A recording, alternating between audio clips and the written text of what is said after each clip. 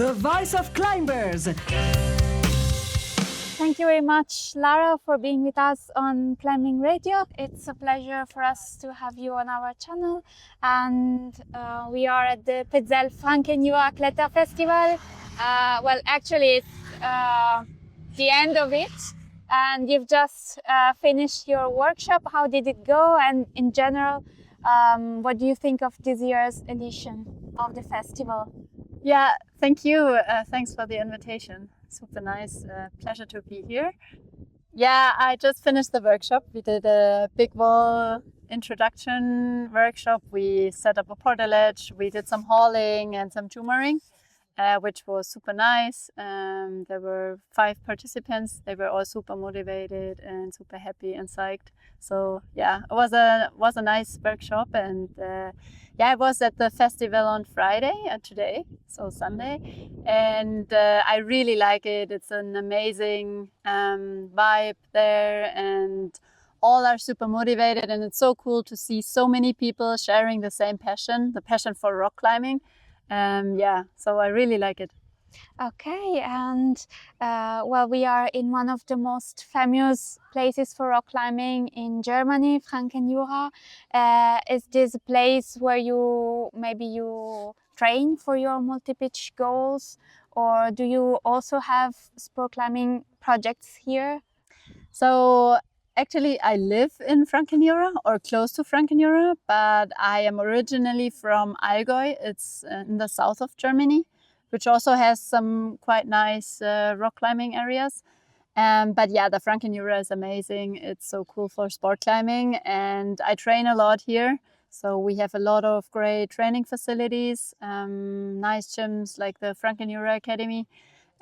So I train a lot there, and I also go sport climbing, but not that much. So usually, like, I train a lot and then I go on my projects, which are like more in the mountains south. But yeah, I sometimes go out on rock here and enjoy like the beautiful nature.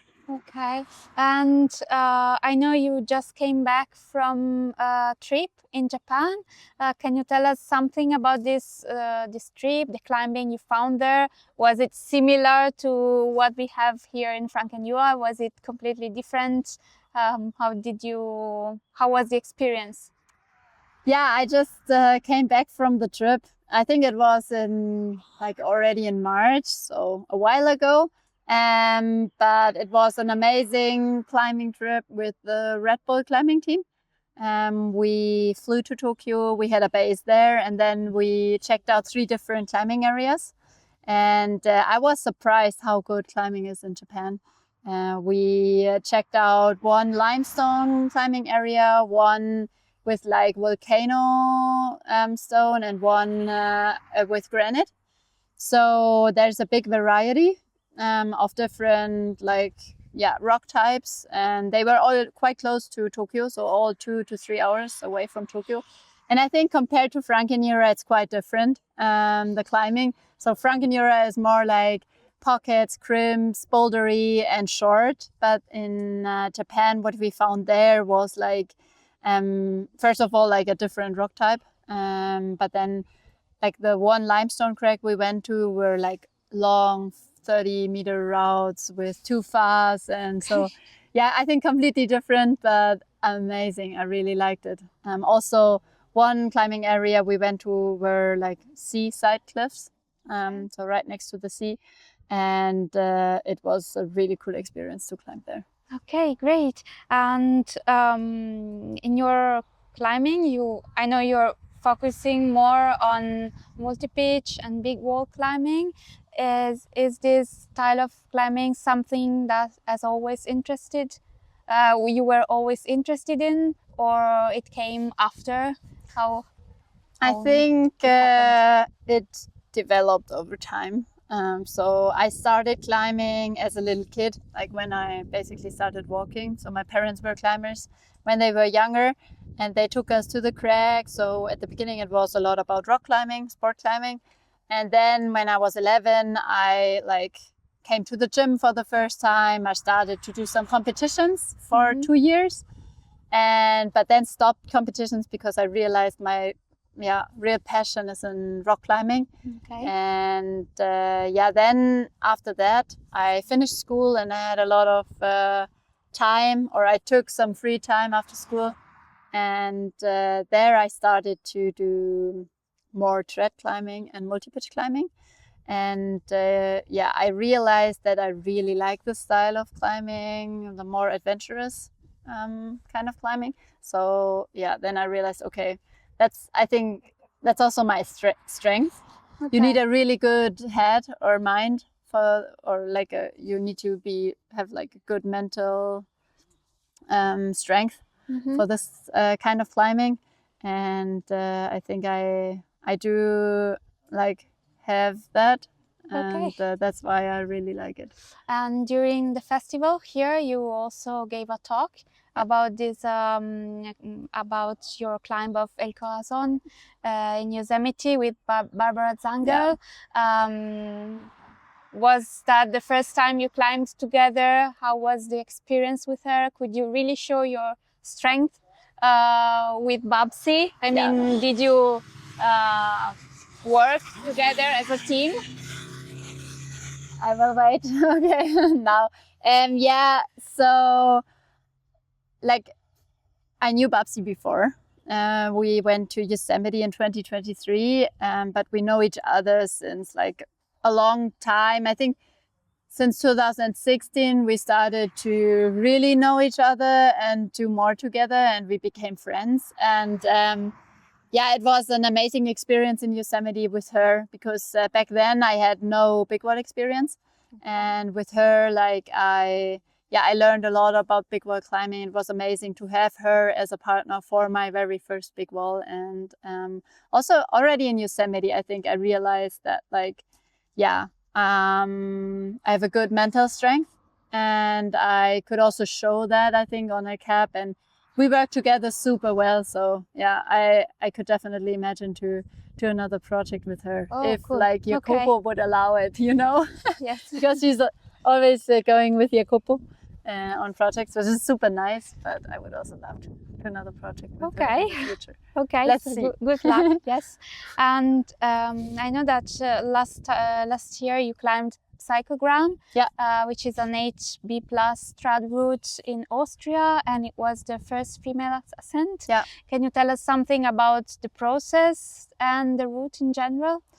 Yeah, so the Psychogram is an amazing route. It's like a 20-meter trad climb with very poor protection. So you only place micronuts in the cracks, and then you have a long run out. And like for me, I really like the process in trad climbing. So you start to like just check it out on top rope, and then you like, if it's going well and you can do all the moves, you check the placements, and then you go on top rope with placements. And then when it feels really good, you give it a lead try. But you don't risk anything before. So for me, that I really like the process, and the process went really well. So I think in total it took me 7 days.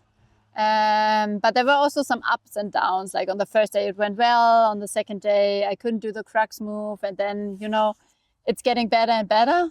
But it's not that you always improve. And when you have like a down day, then you still have to stick to it and stay motivated.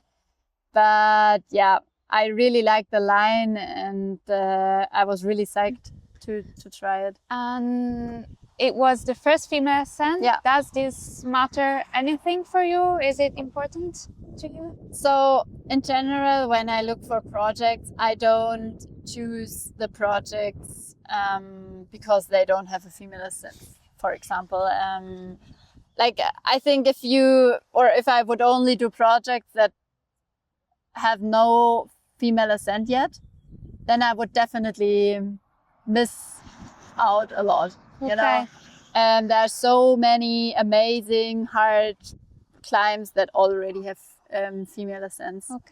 For sure, it's cool, I think, to do the first female ascent and to show other girls, hey, it's possible, and to show that you just have to to try it, and then often it doesn't even feel that hard anymore. I think it's cool to show it, but yeah, it's for me. It's not. Yes, like, I was super with. There was a workshop also with Lara Neumeier cool. at Action Directe, and she said almost the same thing. Yeah. It's important to communicate it. Maybe to other women and climbers in general. Yes. Yeah. Okay. And last question. Last year you also climbed the Silbergeier and the End of Silence. Yeah. So there's only one route that in order to complete the Alpine trilogy. Are you going for this Kaisers neue Kleider? So before I Difficult answer one. that question, I have a question to you. When is the video going online? I don't know. I think not at maximum couple of weeks or something. So, like, I'm not allowed to tell it yet. Okay, it will remain a secret. Yeah, okay, that's good. But I climbed it on Thursday, so before the Kletterfestival. Okay. I did it. Yeah. Wow! Thanks. Congratulations. But we will like communicate it next week. Wow. All together with my sponsors. Are you happy? I'm really happy. Yeah. I'm really happy, and I'm also relieved. It was a very big project, and there will be a film about it. And so you can't wait to see it. Yeah, a lot like behind, like going on as well. And yeah, I'm super happy. What does this project means for you? I mean, was it a long-lasting project? Yeah, it was definitely the longest project in my climbing career. For sure, it was not only one route, it was like 3 really hard multi-pitch routes. But still, like, it took me exactly 12 months. I sent Silbergeier on June 10th. Yes. And now sent das Kaisers Kleider on June 4th or 5th on Thursday. So exactly 1 year. And yeah, it was definitely a really big project, and my first big project as a full-time professional climber. So yeah, definitely, something big, and I think something that I can be really proud of. Surely. And so now you are just relaxing, or are you already thinking about something else? Yeah, I think we climbers, we always we do it and then we straight think about something else. But I try to enjoy it. I will not go to the next project next week. So okay. But I have plans. I want to go to Norway in the summer in August, and then I will go back to Scotland in the fall probably. I was there already this spring to check out Rhapsody. Okay. That's a hard trad climb, and I would be really psyched to go back there. And yeah, let's see what else happens this year. But okay, so good luck. Thank you. I think we are at the end of the interview. I don't know if you want to add anything. No, all good. Thanks for the interview. Thank you, Lara. Thank you, everyone, and see you next time. Bye. The Voice of Climbers.